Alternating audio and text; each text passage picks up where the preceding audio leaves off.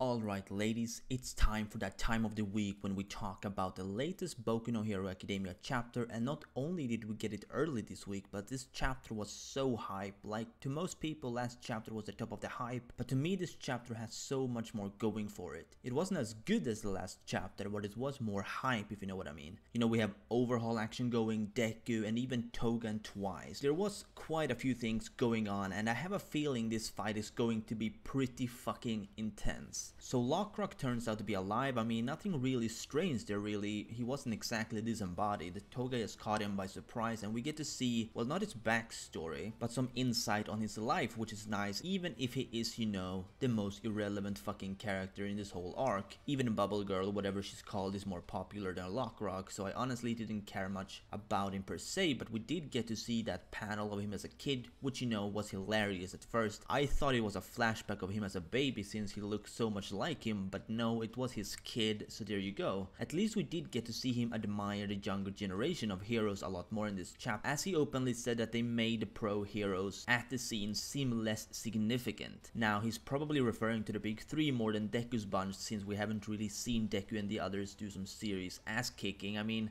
Kirishima's been a meat shield, and Deku has mostly just kicked down walls, so that's why I'm thinking that he is more than likely just praising the big three at this point. The Toga and Twice moment in this chapter was just off the damn scale though, not gonna lie. Now this is just me because I'm a huge fan of Toga, as some of you will know, others may not if you're new, but yeah, Toga is my all-time favorite character in My Hero Academia, and you know when she just went, I wanna make Overhaul scream and cry for his mommy. I mean, that moment, you just know that Toga and Twice are going to be doing something fucking crazy. Twice whispered a plan to her, which we don't really know what it is, but we can probably assume it's got something to do with fucking with Overhaul on a pretty large scale, given that Toga did mention that it would please Shigaraki. So they're either going to just head to Overhaul's boss, dad, whatever the fuck he is to Overhaul, in his deathbed, and we know Overhaul. He pretty much worships this guy like a fucking god.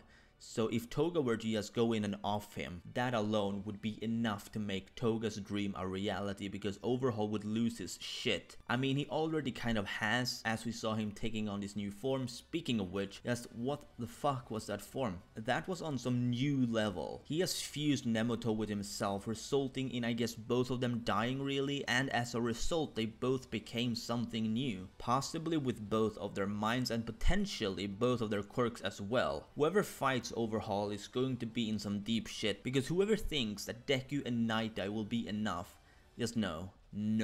There's just no way. They are going to need Tamaki and Nejire for this shit. Not only because they need power play, but also because Tamaki, again, he hasn't really used his swordfish buff. So I think we may get to see that here. And we haven't seen anything from Nejire yet other than her fatherizing two thugs before the raid even started. We need to see her get some proper screen time, and this fight would be it. And while they do that, just have, you know, Deku leave with Eri, because Togata is probably fucked pretty badly given what he looked like in this chapter, so he's probably not fit to be the one to carry her out. Well, that and Eri did originally say that she found comfort in Deku's arms, not Togata's, so to have Togata carry her out would be kind of weird, you know, not hating on Togata or anything. I'm just saying it would make a lot more sense if Deku is the one to actually do the job. Tamaki and Nejire tag teaming Overhaul would be something that I would fucking love to see though. I mean, that form he took on looked so fucking epic, it's indescribable. People were saying last chapter that Togata was going to take on Overhaul without his quirk, but if we knew about his form, I have a feeling people would be looking at the matter a little bit differently. Anyone who isn't going to fight Overhaul pretty much needs to just get the fuck away from him, because he's about to tear some shit up. Just one touch and you're royally fucked, and now he's got some new arms to use as well by the looks of things, so it's not just dodging two arms but more like four if not more. It was a bit hard to determine if he has inherited Nemoto's arms or not, but I think he did, so let's just assume it's four arms.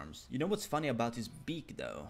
Me and a couple of friends were saying that he probably had a real beak underneath that mask, and now he's literally made that mask into a real beak pretty much. So a joke just became a reality, except in a more badass way than we were considering it really, and let's just say that I'm not disappointed about that whatsoever. Now, one other thing that could happen with Toga and Twice, although it's not very likely, but after Overhaul's inevitable defeat whenever it happens, Toga might just come in and you know, fuck him up, because she absolutely hates Overhaul. overhaul with a passion, as we saw from that panel where she went all yandere. So if she does do that, I'd be complete. Now, as I said, it's not as likely. The reason, of course, being that she doesn't want really us jump into a group of heroes just to do that, since she would without a doubt be captured. But if she did in fact find an opening to do it, I think she would. It is, however, as I said, more likely that she's going to slash the guy in the deathbed, seeing how that would be more impactful on overhaul. I mean, she wanted to see him scream to his mommy, and by killing him, I guess that's going to be kind of hard, so to kill off someone that he values a lot more would be a smarter move in that regard. Lastly, I guess we can talk about Chronostasis' quirk, because it was sort of revealed to be what we expected it to be. He does some weird psychic shit which wounded Aizawa, and this is probably what Togata was afraid of, because it said that the target's movements will be considerably slower than normal, which of course becomes an issue if you want to rely on agile movement like Aizawa and Togata. So it is nice to see that his quirk was in fact, as the name suggests, to do with time in some sense. Because I mean, if it hadn't been, it would be kind of off-putting in a way, I guess, because I mean, he's called Chronostasis, which literally means time lock or something along those lines. So yeah, let's just say that we're all happy that his quirk had a connection with his name.